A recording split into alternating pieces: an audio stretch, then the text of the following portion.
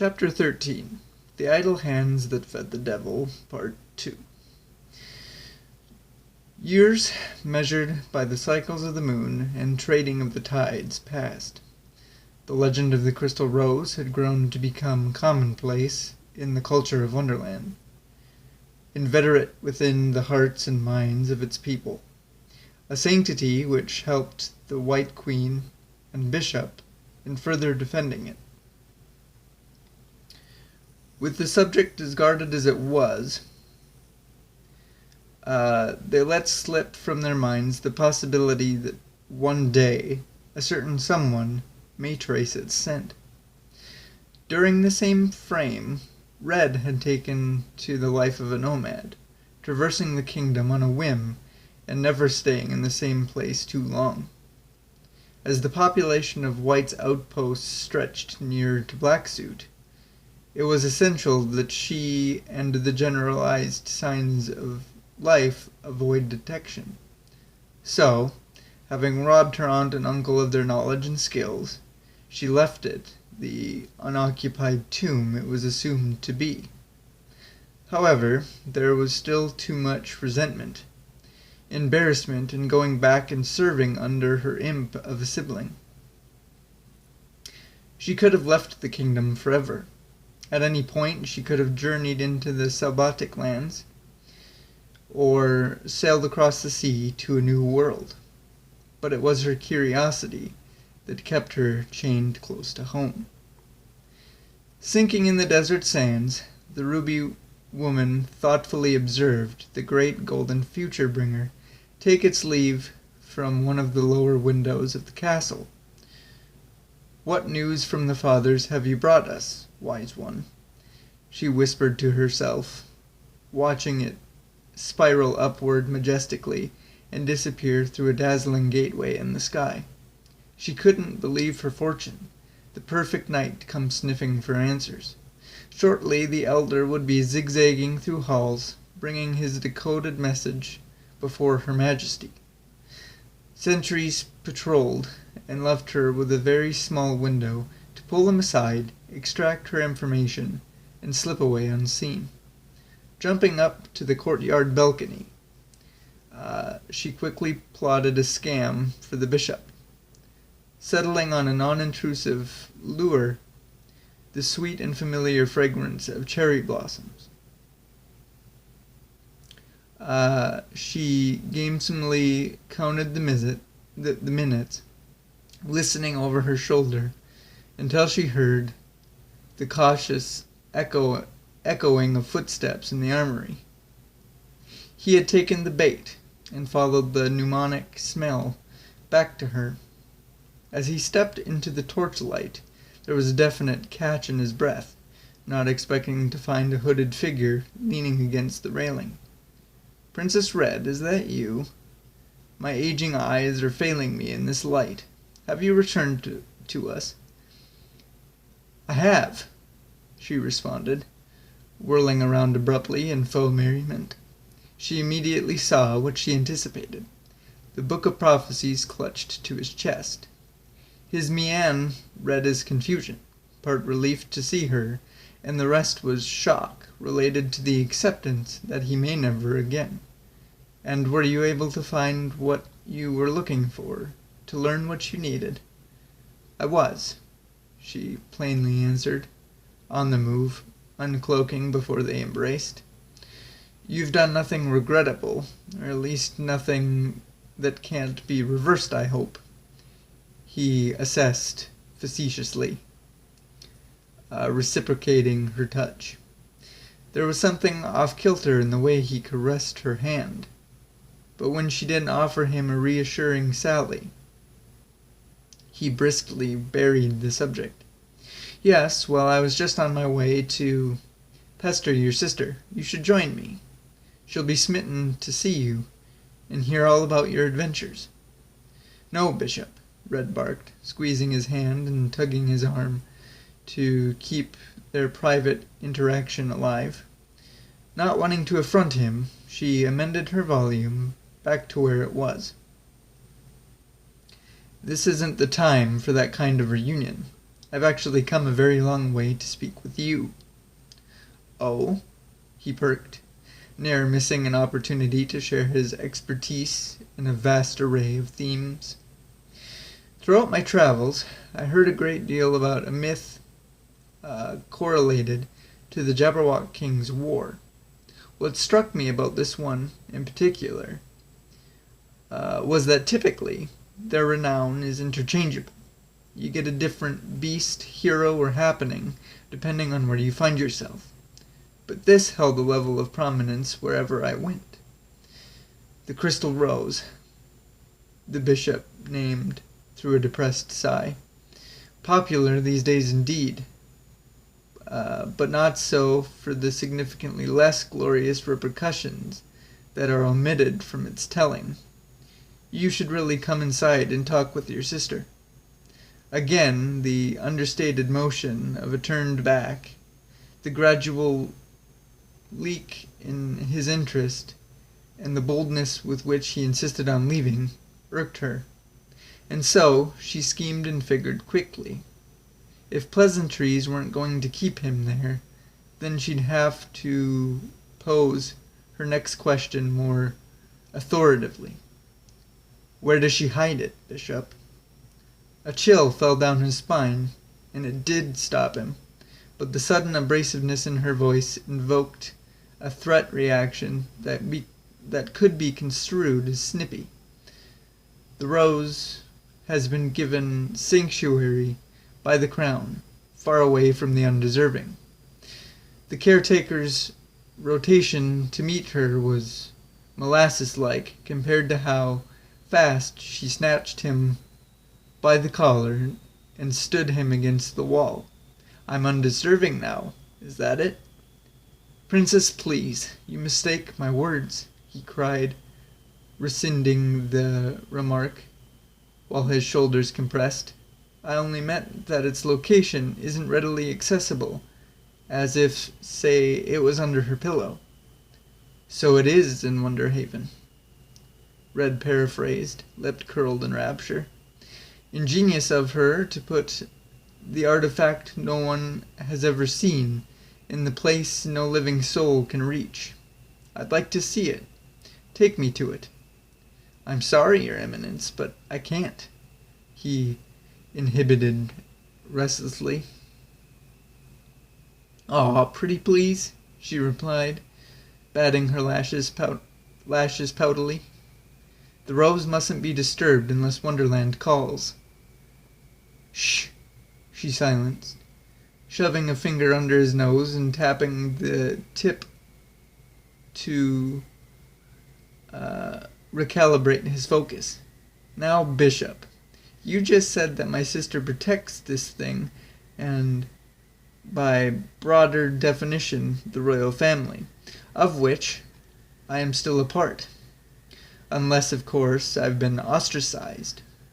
This time, when it was the caretaker who failed to provide a contrary comfort, she took him on a tirade.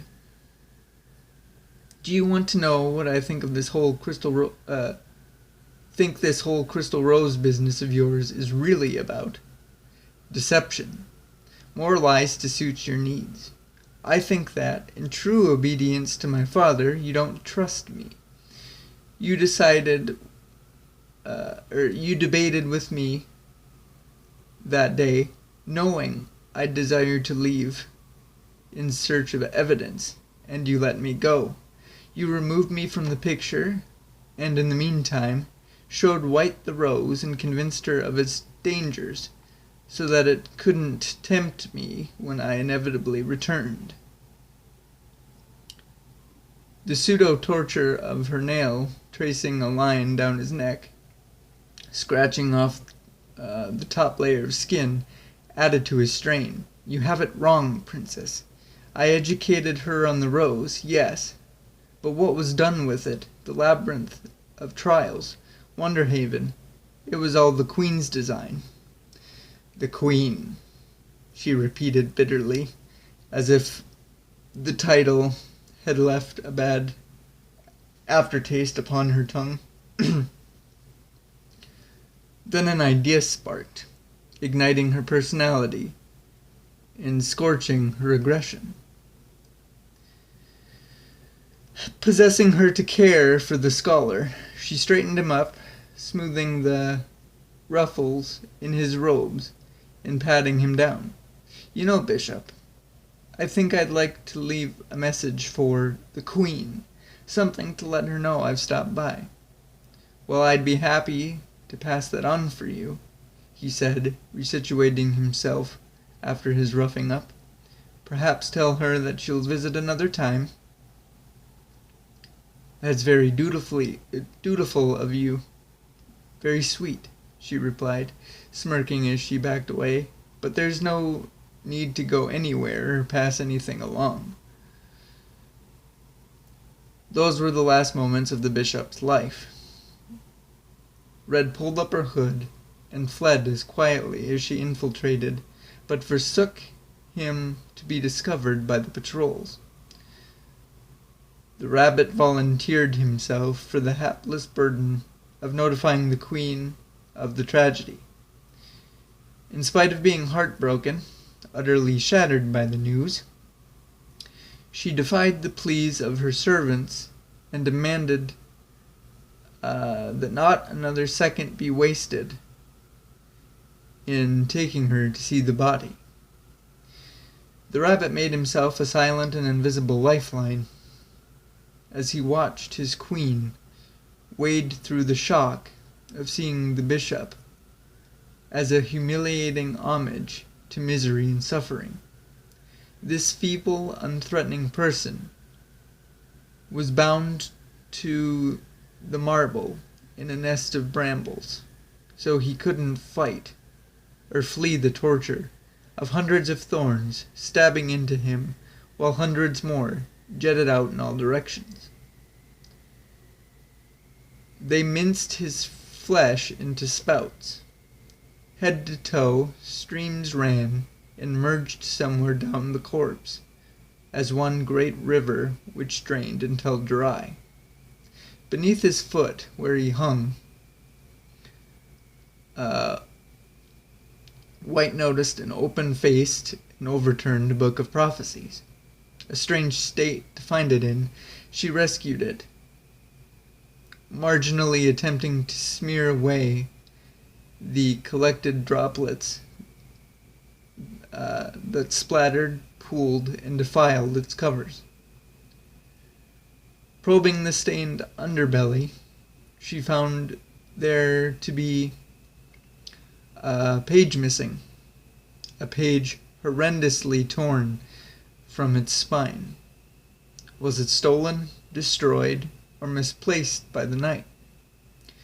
The options seemed so varied and yet so limited, but no, it wasn't any of those things. Truthfully, she just mentally skipped right over it. Excuse me.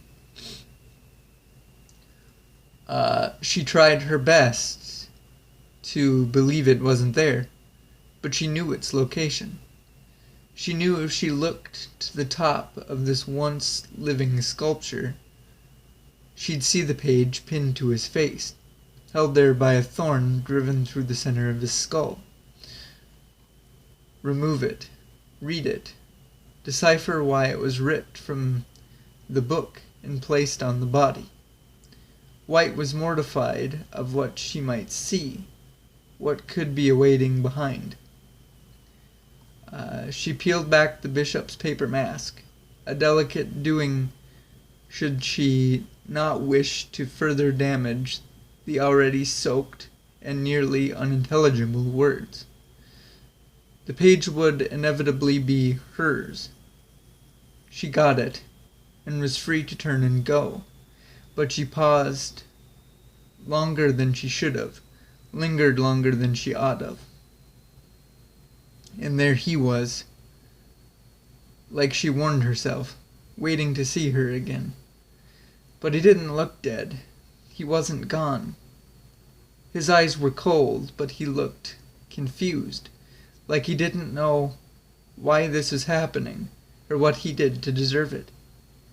He also appeared overwhelmingly saddened. but that she couldn't define so clearly. Until now, there was the occasional gasp and sniffle, maybe a cheek wipe that you could almost miss if you weren't careful. But with this, White could feel herself grow weak and begin to spiral. "Gods have mercy! Red, what have you done?" she cursed, slumping to her knees with the skimmed page pressed disappointedly to her forehead. "Princess Red?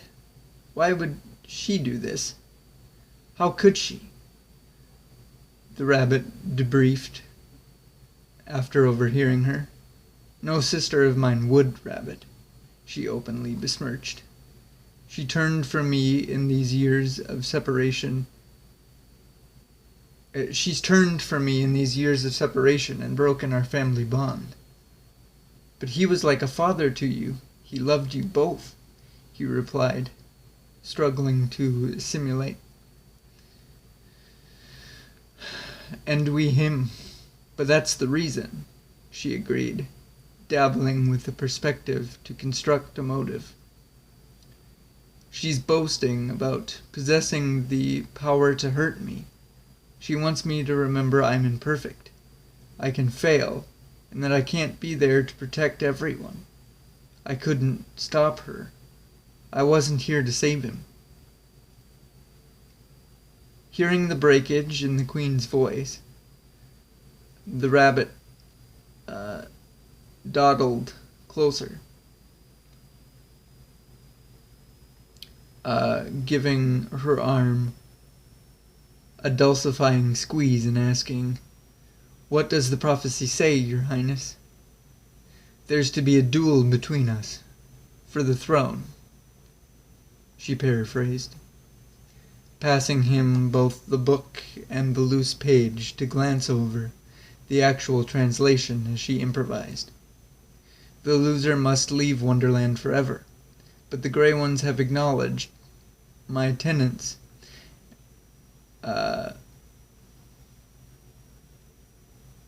and have allowed us to each choose a champion to represent us in battle. Then I will round up our finest selection of veteran chess pieces," he volunteered, finding no fault in her summary. "The warrior we need won't be found amongst our own," she governed, reassigning him as she sturdied herself on her legs. "I sense them. Their presence is faint and far off. They may not yet know who or what they are, but it's up to you to travel that great distance, possibly to uncharted lands, and lead them here." "And how will I know where to go or how to identify this outlander?" He canvassed, flicking his ears pessimistically. "Your heart will guide you, as it does us all," she counterpoised. "I will tell the people of Red's challenge for my queenship and of her crimes, but will say nothing about this newcomer. Although I am queen, it isn't my place to tell Wonderland who her savior should be. That's her honor to bestow. And if he or she is the one they're meant to be, the people will know it. They'll feel it as I do." The rabbit, who was feeling no less anxious with the details of the Queen's plan, nevertheless responded obediently. "There's one last order of unfortunate business to handle before I depart. I'll have to send word of this incident to the keep, so they can collect the body. Shall I request the services of a new bishop for you, madam?" "No, absolutely not," White howled firmly. "I will not put any more innocent blood at risk." Excuse me. Well, of course not. But then, how do you expect prophecies to be translated? He tabled, bounding through her defensiveness. Will you learn the messenger's ancient language yourself? If that's what it takes. Oh, no, Your Grace, he burst, objecting to her stance. It would take years of tireless devotion to master. Years your sister isn't going to idly wait to return. And even if you somehow miraculously became fluent, you're not a scholar. It just isn't done. The Grand Deacon won't stand for it. Then I invite him to come address those issues with me personally, she thundered in impassioned debate. I will entertain his concerns for tradition and the things that just aren't done, while he is made to understand the concerns I have for the well-being of my people. I'll be sure to make mention of that in my letter instead then. He huffed under the awkwardly upbeat guise of intimidation. I'm going to wrap this episode up here, you guys, because I don't really know how long the next one is, and I don't really want to push it, being that we're already over the 20-minute mark. So we're going to stick to one chapter for this episode. But I hope you enjoyed it, and we'll see you, as always, in the next one.